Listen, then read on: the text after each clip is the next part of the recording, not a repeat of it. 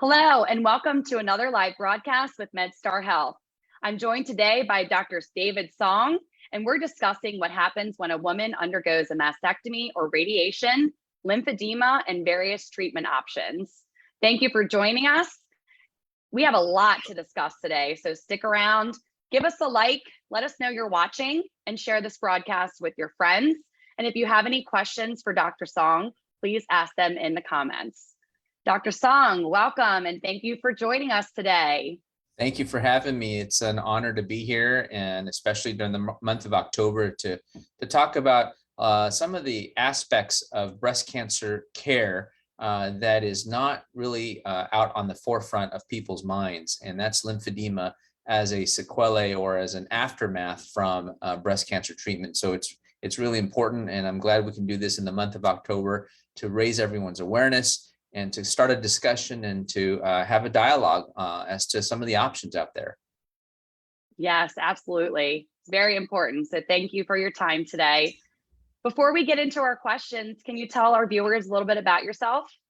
Sure. So I'm a plastic surgeon focusing mostly on breast reconstruction and lymphedema care. It's really been my whole career. I trained at UCLA School of Medicine, and then I went to University of Chicago, where I did my general surgery training, my plastic surgery training. I did an extra year as a microsurgery fellow, and then I stayed on faculty there. I became the chief of plastic surgery there, and I was the chief of plastic surgery, vice chair of the department of surgery there, and associate dean for the medical school before I was recruited to MedStar Health in 2017.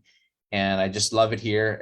It's really an important aspect of being a part of MedStar is how they not only talk about putting the patient first and this whole concept of cura personalis, which is thinking about the whole patient, but also really focusing in on patient safety, which everyone talks about patient safety, but MedStar is special in the sense that we start every meeting, whether it's a clinical meeting, a corporate meeting, every meeting with a patient safety story, which is very, very unique.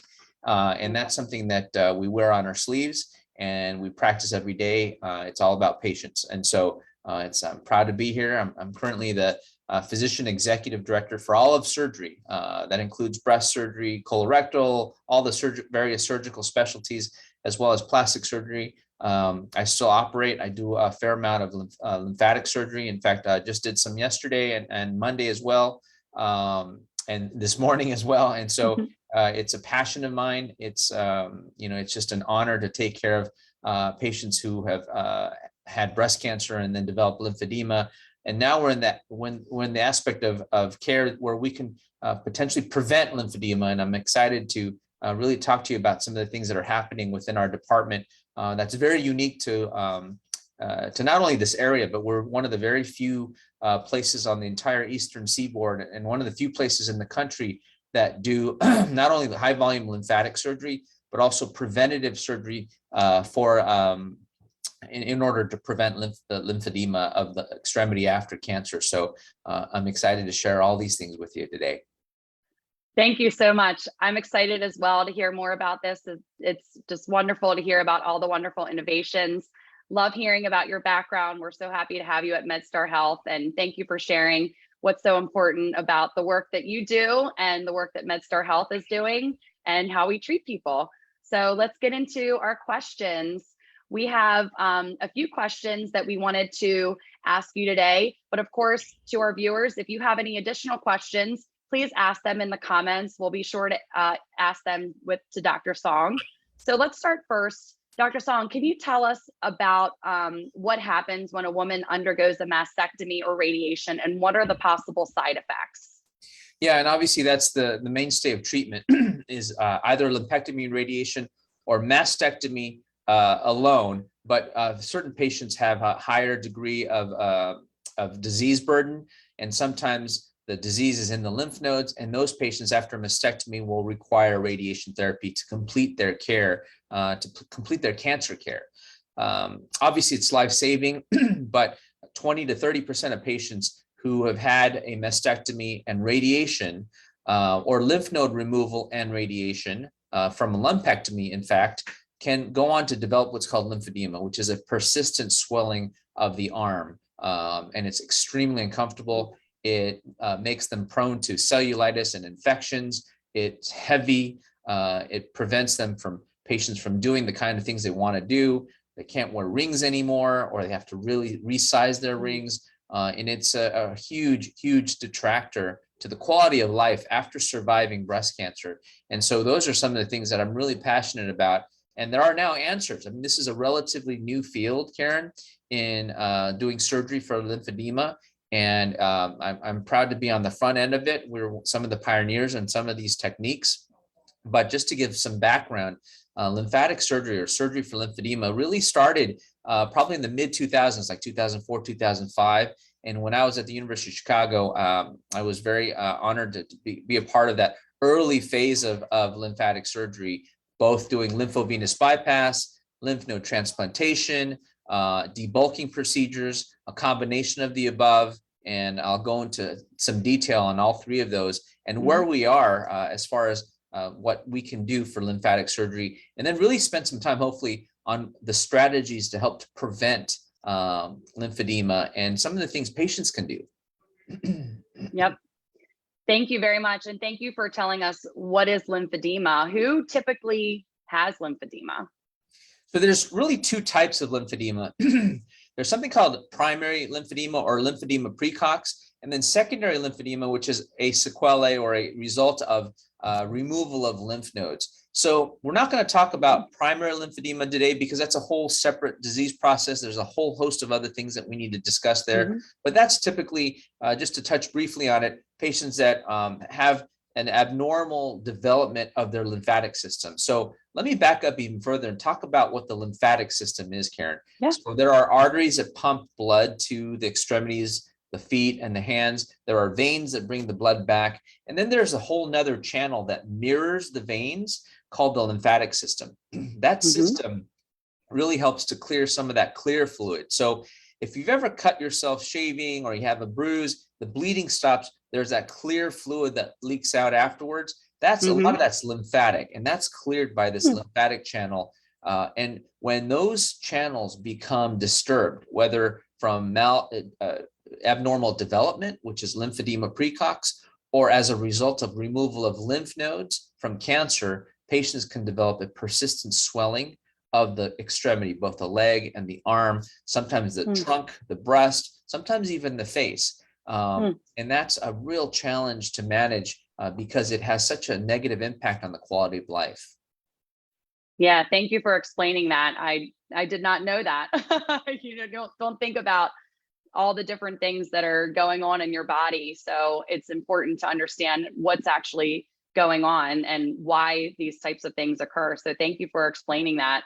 Can you talk about the breast cancer and lymphedema program at MedStar Health? And then we'll talk a little bit more about lymphedema in general and some of the myths and misunderstandings and surgical options. Great. Yeah, thanks, Karen. MedStar Health started the lymphatic program when I got here in January of 2017.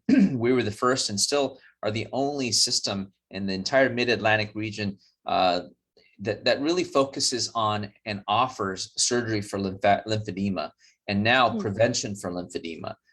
So that it's a rare system that we have. I have 5 other colleagues that do this. I've recruited a bunch of surgeons that are experts now in lymphatic surgery. So we have one of the largest, if not the largest group of surgeons that perform lymphatic surgery, clearly on the East Coast, but possibly in the country as well.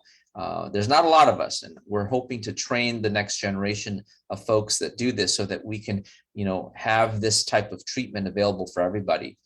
So that's one thing that we're really proud of at MedStar Health. It really is part and parcel of what we do in the reconstructive side of things, particularly when it comes to microsurgical reconstruction using small vessel connections to heal disease. And that's something that we are one of the leaders in the country, if not the world. And it fits well with our portfolio of what we provide for the whole patient. Wow, that's really impressive and very exciting. And those physicians are on our website. There's a link in the Facebook Live post copy. So you can click on that and make an appointment if you're already ready to do that, or look at our physicians and learn more about the program at MedStar Health. So thank you, Dr. Song, for that. And thanks again to our viewers who have joined us. If you've just joined, I'm here with Dr. David Song. We're talking about breast cancer and lymphedema in honor of Breast Cancer Awareness Month. We invite you to give us a like, share this broadcast with your friends. We have some exciting information that we're going to get into next. A lot of new options to not only treat lymphedema, but to prevent it as well. So ask your questions. We're taking those as well in the comments. We're going to talk a little bit more about lymphedema next. So let's start with myths and misunderstandings. What myths and understandings are out there, Dr. Song, around lymphedema? Oh, Karen, there's so many. And I just want to start by saying that today's discussion, again, primarily focusing on secondary or acquired lymphedema after breast cancer, because there's a whole host of other aspects of lymphedema that we can have another session about, but they're slightly different. While the underlying disease process is the same, persistent swelling, the etiology or the way it's caused and how it affects patients is so varied that today I would really want to focus on lymphedema from breast cancer treatment. And so just so that we can help to parcel this out and make it digestible, because it's such a huge field. To that end, what happens with lymphedema? There's a ton of myths. Not everyone gets lymphedema, and not everyone has to wear a sleeve after breast cancer surgery. But it's some of the things that we want patients to be educated on before, during, and after therapy, so that they can not only help to prevent it, but to mitigate and manage it if they develop it. Lymphedema, let me start by saying there's no cure for lymphedema. There are people out there, there's a lot of folks on the internet saying, oh, I can cure you of lymphedema. Unfortunately, as of today, there is no cure. There are effective treatments, sometimes very effective treatments, but the best way to manage it is a partnership with your surgeon that is an expert in the field. And so this really is a partnership. I always say that there's not many things that I do in surgery where I depend on so heavily on the patient for the final result, but this is really a 50-50 partnership. I could do the best surgery in the world, connect all the lymphatics, do some lymph node transfers, and yet if the patient is not invested in her care and really good about, staying in shape, losing weight, doing therapy, the result is just not going to be optimal. So it's one of the few things that I do where the final result is so dependent on the doctor-patient relationship and the patient's commitment to managing lymphedema. So that's the biggest myth, is someone's going to give you a cure or a pill, or, it's unfortunately, as my grandmother used to say, and many of your grandmothers, if it sounds too good to be true, it probably is. But the good news here is there are extremely effective modalities of treatment that we can offer, and a partnership that we create with the patient to then manage it very, very well. Wonderful. Thank you very much for that. Who is a candidate for a lymphedema procedure? Everyone. So if a patient has breast cancer and develops lymphedema, they're a candidate. They may not be candidate for lymphovenous bypass or a lymph node transplant, but they're always a candidate for debulking. And we do that with circumferential suction-assisted lipectomy, which is liposuction, but in a very specialized way. So there's a treatment option for everyone out there. Now, having said that, the ideal patient is someone that we can prevent, right? So we know that they have disease in their lymph nodes, and we know that they're going to get lymph nodes removed, not just a sentinel lymph node, but all their lymph nodes removed. And we know that they're going to get radiation. And if they're overweight or obese, that's really a setup for someone that we can hope to prevent lymphedema at the time of surgery. And so there's something for everybody here when it comes to lymphedema treatment and prevention. Thank you very much for that. We're going to talk about surgery in just a minute as one of the available options, but I want to shift gears and go to our viewers. We have some questions that came in. We have a question from Ida,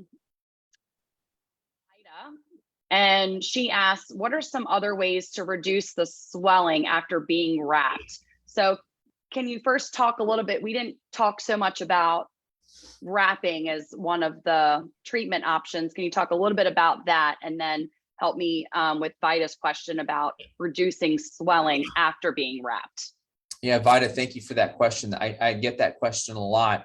Wrapping is a really sort of a non-surgical way.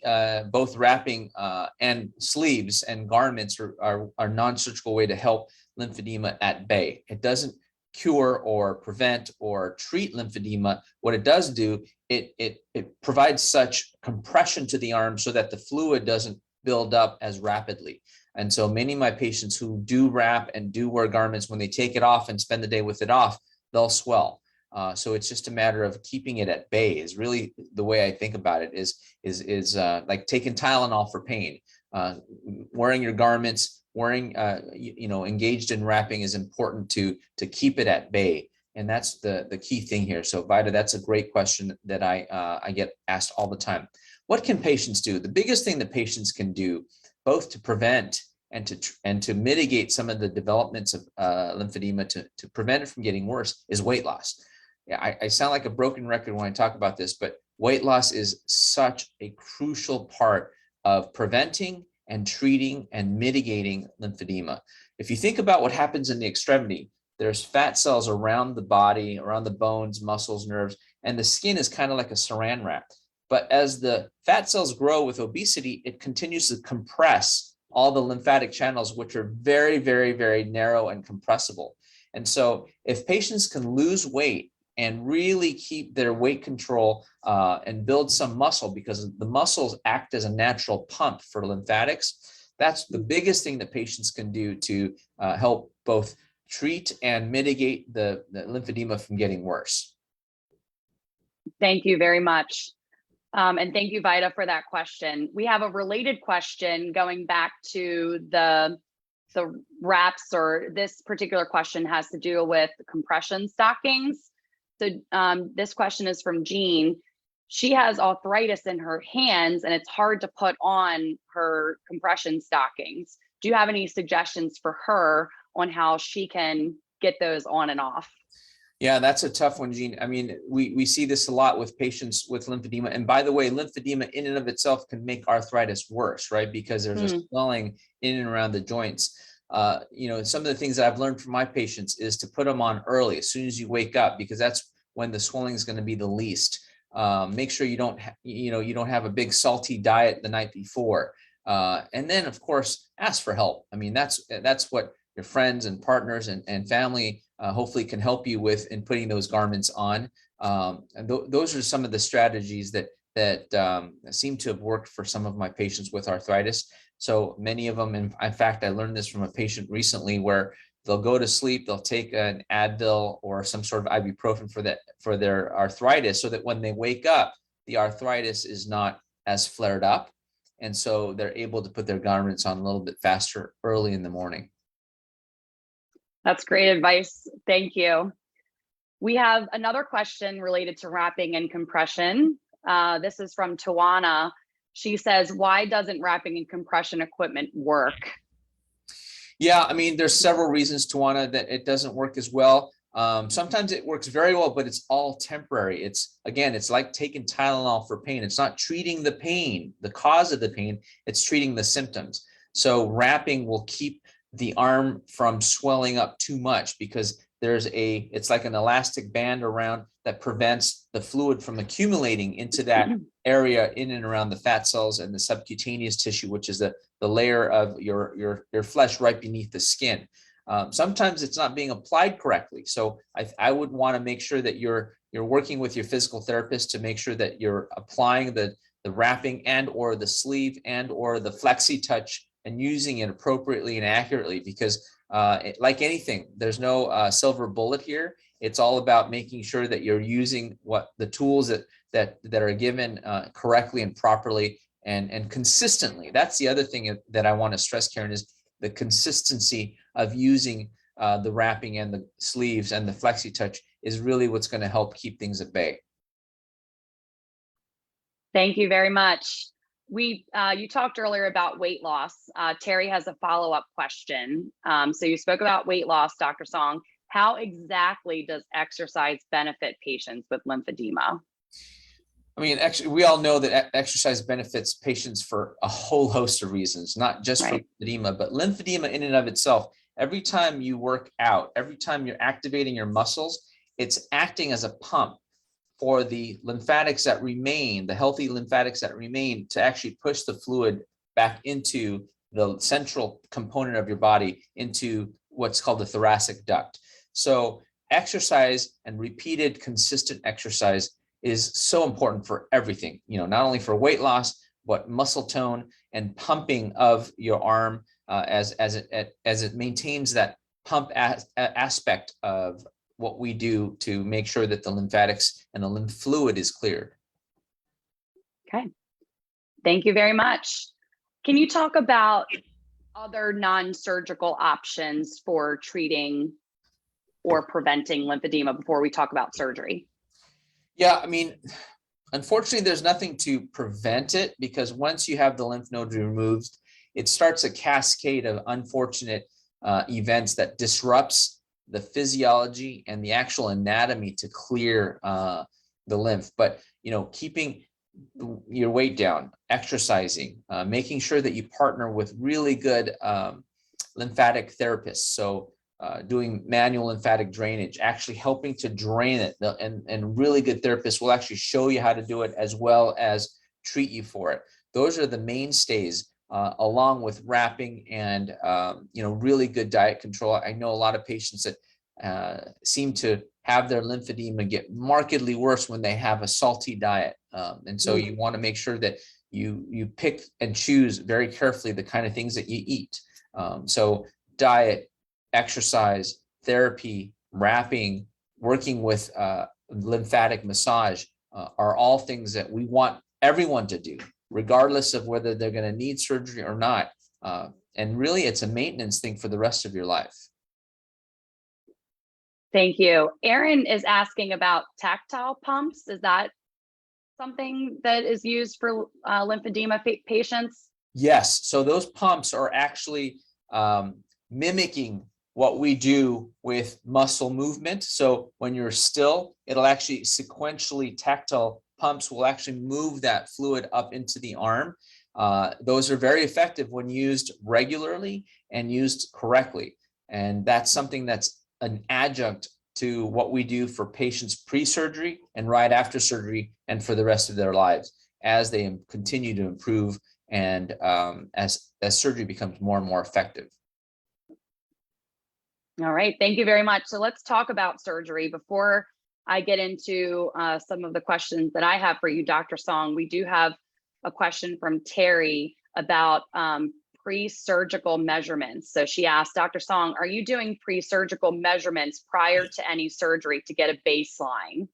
Yes, Terry, thank you for asking that question, because that's so important, because we also want to quantify how effective these treatments are and how the stage of that lymphedema. So I don't like to do my own measurements, because I think as a surgeon, sometimes you can be biased as to how patients are improving or not. So we partner with a great physical therapy team at MedStar Health, and also those around here in the DMV area, which is the District of Columbia, Maryland, and Virginia. And they're wonderful. And so they'll do the measurements and they continue to work with our patients to do those measurements on a regular basis.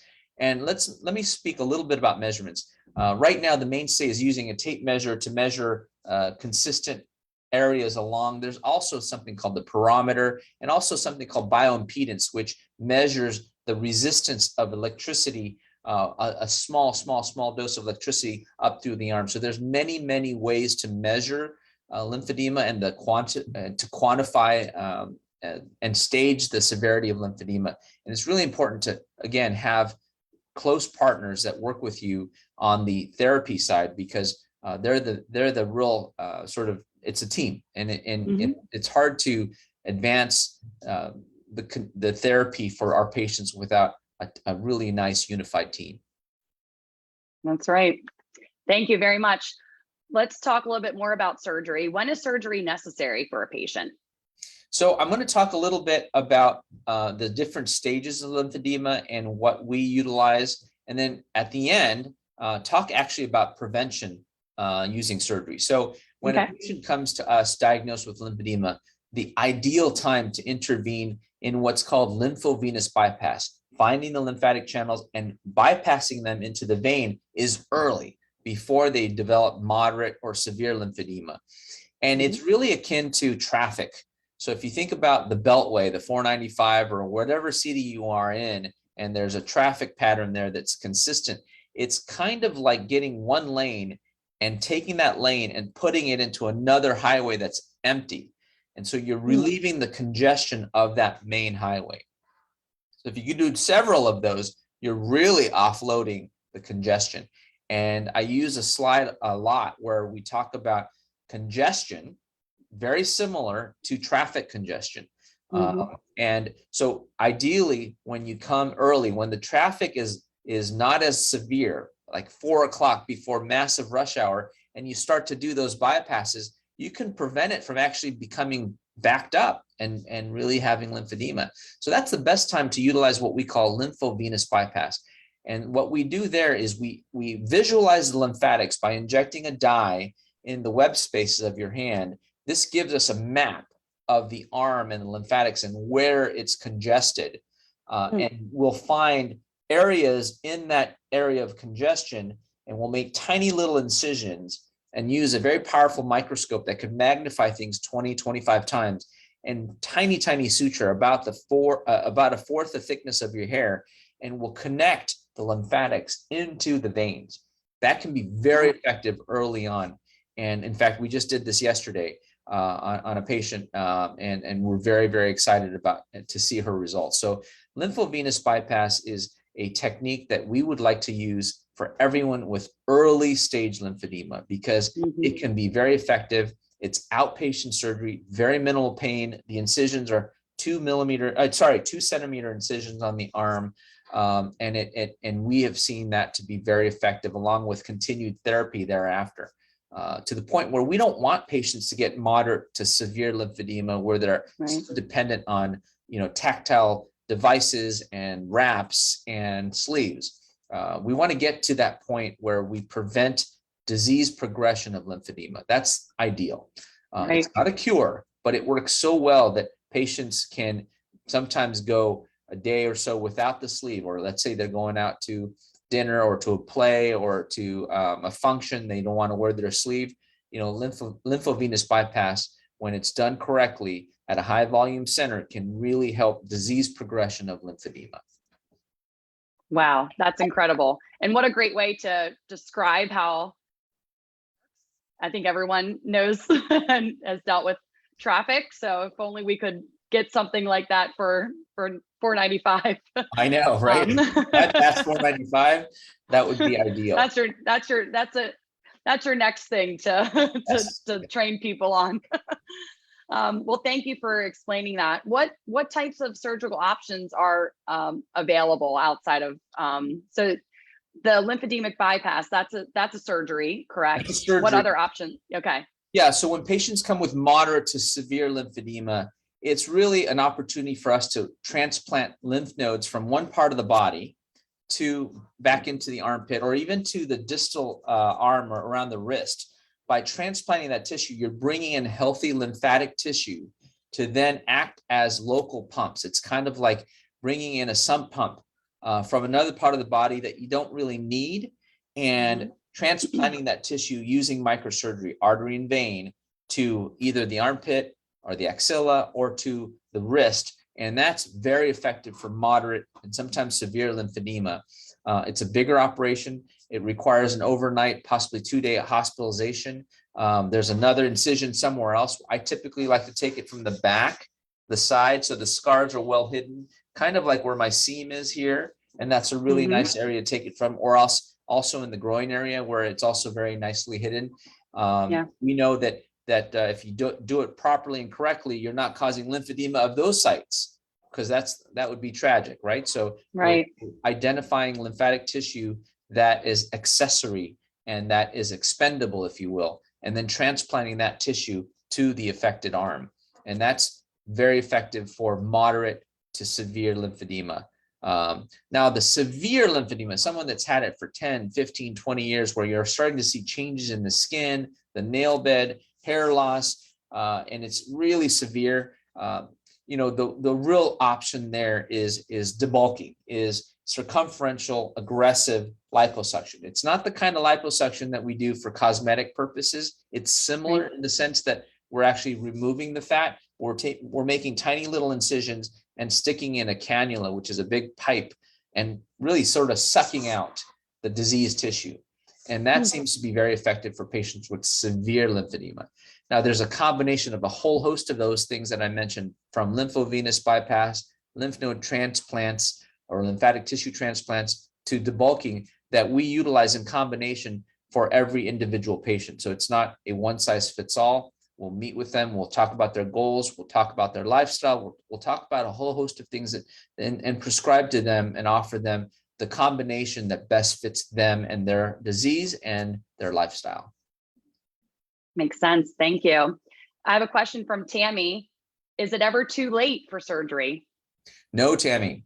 And that's what we just talked about. So patients with severe long-standing lymphedema, where we cannot do a lymphovenous bypass, where lymphatic tissue transplant's probably not going to work as well, is when we do a combination of things where we first debulk and or offer lymphatic tissue in combination. What we've seen now, because I've been doing this a while, where we've started out with someone with severe lymphedema and we've done lymphatic tissue transplants and debulking. When we follow them 6, 12, 18 months later, their arm is now very soft and supple. And it also then it makes them a candidate for lymphovenous bypass as well. So it's kind of like turning the clock back on lymphedema that's severe after you do a debulking or reduce the size of it with liposuction. So it's never too late. Great. Thank you very much. And thank you, Tammy, for that question. I have a question for Kim about surgery. Specifically, she mentions bypass surgery. Is it covered by most health insurance? That is such a great question. And this is where I need your help. When I first got to MedStar Health in 2017, it was considered experimental surgery, despite the fact that there's 10 plus years of evidence.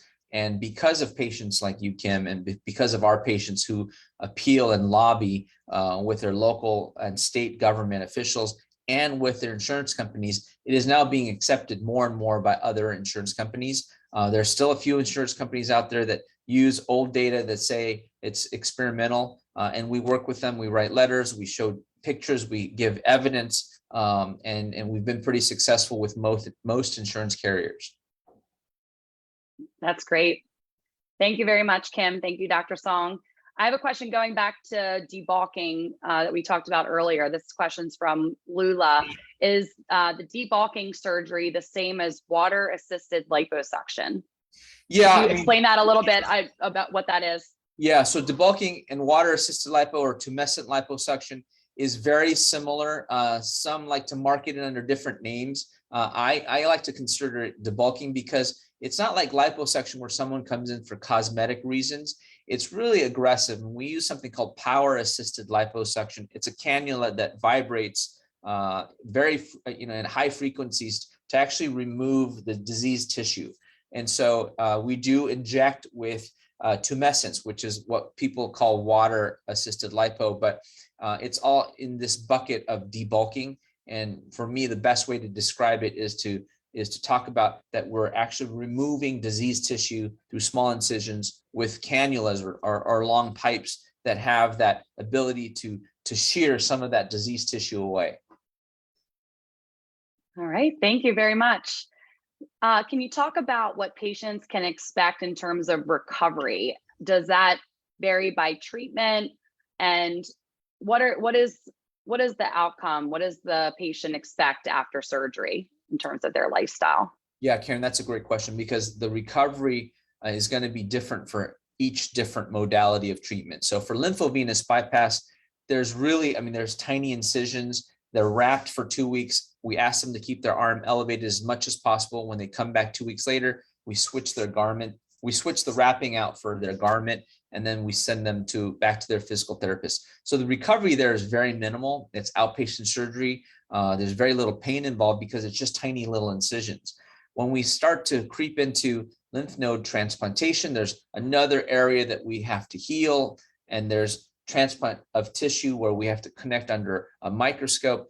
Those require a little bit more recovery, 2 to 3 weeks. And finally, when we debulk it or do a combination therapy, it's somewhere in the range of 2 to 3 weeks as well, because we're sometimes putting drains into areas where we've done a lymph node transplant. We call that the donor site. So whether it's the inguinal region or the back, when we borrow tissue from a healthy area, we put a drain in there, and no one likes drains, but that's really the rate limiting factor of recovery. So it's very dependent on the type of modality that is offered. Makes sense. Another question about debulking, a lot of interest in that. Marcia asked, does debulking also apply to other areas of the body? Yes, obviously it depends on the area. If I've treated someone with scrotal lymphedema or penile lymphedema or vulvar lymphedema or head, neck, facial lymphedema, it's hard to do liposuction debulking in those areas because there's so many sensitive structures. But by and large, the extremities are amenable to debulking procedures quite nicely. Okay, thank you very much. There is another question from Lula. I know we've focused a lot today on breast cancer and lymphedema. Do you treat other types of, I think you just might have answered the question right before this, but can you talk about whether you treat other types of lymphedema outside of breast cancer? We do. Obviously that's a whole nother Facebook Live talk, Karen, because it's such a varied disease. There's a ton of other reasons why patients develop lymphedema of the extremity or of the vulva or other areas. And, because it's October, it's Breast Cancer Awareness Month, I wanted to really sort of hone in on lymphedema related to the treatment of breast cancer, if that's okay, because that's a whole, it's literally another hour-long plus talk. Okay, so we'll save that for another time. Yeah. But thank you for answering, at least giving a sense for what your team does outside of lymphedema for breast cancer. So thank you very much for that. So we talked about non-surgical and surgical procedures. We talked about recovery. We talked about lymphedema, what it is. And there's a lot of exciting things that we're doing here at MedStar Health that you also talked about. But can you talk about any other exciting innovations or research technology that you're looking forward to, or that you've had an eye on that's on the horizon for lymphedema prevention and treatment? Yeah, thank you for asking that one, Karen. We're actually one of the few centers that offer preventative lymphovenous bypass at the time of axillary node dissection. So a patient comes in, we know they have breast cancer that has spread to their lymph nodes, and now they have to have lymph nodes removed, not just the sentinel lymph nodes, but all the lymph node basin. In those situations, we're able to partner with our breast surgeons, and at the same time, after they remove the lymph nodes, we go right in there, find the lymphatics, and hook them up to the vein. So doing lymphovenous bypass in the immediate setting to help prevent lymphedema. Now remember, these patients don't have lymphedema because they're coming for their treatment. So we're able to identify lymphatics and preemptively do the connection into the vein to help them from even developing lymphedema. And our data is pretty compelling. We haven't published it yet, but we're able to show that in the treatment arm of those that we are applying this lymphovenous bypass versus the historical arm where patients never got it, we're reducing it by 3-4-fold of lymphedema. It's not perfect, but the incidence of lymphedema in patients that we do immediate lymphovenous bypass is very low, as opposed to 20-30% if you don't do it. Wow, that is very exciting. Thank you for sharing that. That's all the questions that we have for today. Thank you to our viewers who have asked your questions. A lot of great ones, a lot of good conversation. Thank you, Dr. Song. What do you want to make sure that people take away from our conversation today, or anything else you want to make sure that our viewers know about before we wrap up our broadcast? Yeah, I think the most important thing is ask the questions. We, as doctors here at MedStar, love it when patients ask questions, because it shows that you're invested, that you want to be a part of the healing process, that you want to learn about it. and help to not only prevent but treat lymphedema. And so we welcome it. We have a whole brochure that we give out to all of our patients, and I give my email out to every single one of them. So we create this dialogue back and forth. And it's the most, my personal philosophy is the more you know, the more you know, and the more you can help direct your care, and the more you can have a better outcome with your care team. And so I would say that if your care team is not talking about lymphatic surgery, ask about it. Find places that they do. Unfortunately, it's not everywhere yet. Hopefully it will be, because I'm also the chair of the Department of Plastic Surgery, where we're training 24 residents. And so hopefully these folks will then go on and offer that treatment to wherever they practice. And more of my friends are doing the same. And so the field of lymphatic surgery looks very different today than it did 5 years ago, Karen. When I got here, people didn't even know it existed. My own colleagues here at MedStar didn't know what it was. And now everyone knows. And now we have a total of 5 surgeons that do this. We have a nurse practitioner dedicated just for lymphatic surgery. And Kim Miller, who is a godsend. She's an angel. She truly is, I think, an angel that was sent from heaven, because she is so passionate about patient care and the options, and she's knowledgeable beyond any, just like me. She knows more about lymphedema and lymphatic surgery as I do. So we have a wonderful team. And so what I would encourage all the folks out there listening is ask questions, get a second opinion, get a third opinion if necessary, because it's out there, and we want to make sure that you have that access to this kind of, sort of high-end care to not only treat, but prevent lymphedema.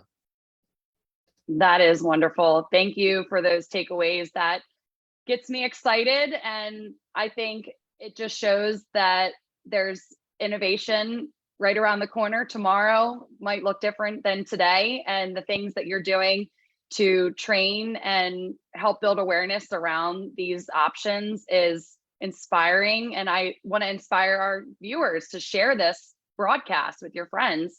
I think the more and more we can talk about it, the more questions that we can inspire people to ask their patients as they're going through their healthcare journey. So thanks again, Dr. Song. We really appreciate your time and your knowledge and expertise. And to our viewers, thank you so much for joining us today. I know a lot of you were asking about how to make an appointment with Dr. Song. Dr. Song, can you talk about where you're located? That was one of the questions that came in, where you're located. We have, you said 5 physicians at MedStar Health who are performing these procedures. So can you talk a little bit about that before we wrap up? Yes, sure. So I operate mostly at Georgetown University Hospital here in DC, and at MedStar Washington Hospital Center on sort of the northeast side. But we have Dr. Raj Parikh, Dr. Laura Tom at Washington Hospital Center, Dr. Ken Fan here at Georgetown, who's my partner, and Dr. Gabe Del Corral and Rex Hung up in the Baltimore region, all of whom I've either recruited or helped train, and they're just outstanding surgeons. They're very compassionate. They're experts in their field. And so any one of us will help to get you there and to offer the same treatment. We have a standard way of offering that type of treatment algorithm for each of our patients that's individualized for their certain condition. And so I encourage you to seek us out. And I think at least for information, I think that if you want more information as well, I do a lot of posts on my Instagram, and there's some on the education content where we show pictures of lymphatic vessels. We show pictures of ICG, which is the scan that we use to connect. We show some results. We don't like to do a lot of stuff on the website because we like to make sure that we keep our patients' photos private. You'll see anatomic photos, but not necessarily patient photos. We do that for a reason, because we feel that this is a sacred bond between doctor and patient, and we don't like to post pictures on the web or internet. And so, but we have a ton of pictures. If you come in, we've got a whole booklet of things to share with you. And I'm excited to make sure that you all have access to that. Wonderful. Thank you, Dr. Song. And as I mentioned earlier, we do have a link to our website. We'll post it in the comments so you can request that appointment, learn more, see our physicians, and get some more knowledge about what we offer and take that next step to on your healthcare journey. So Thanks again, Dr. Song. Thank you to all of our viewers. We really appreciate the time. And that wraps up our broadcast for today. We'll see you next time. Oh, Karen, one more thing that before I Yeah. say goodbye, I was just getting texts on what my Instagram and Twitter handles are. Yeah. We got to mention, it's very simple. It's at Dr. David Song, at Dr. David Song for both my Twitter and Instagram. And you'll see some good content hopefully there. If you want to see other things, please DM me or let me know. I'd love to share photos with patient permission that don't necessarily show their identity, but we can show surgical aspects of what we do. And I'm just getting texts about, hey, what's your handle? I forgot to mention that. Perfect. Yeah, no, thank you. I thought of that too. And then it left my brain. Dr. Song is very active on social media. I follow him, wonderful content. So yeah, follow him and share this broadcast as much as we can. Build awareness around this, the better. So thank you everyone for your time today and your participation. Thanks again, Dr. Song. You're clearly a busy man. You got a lot going on. So thank you so much for taking the time out today to speak with our patients. Have a great day. My pleasure. Thank you. Have a great day, everyone. And we'll see you next time. Bye-bye.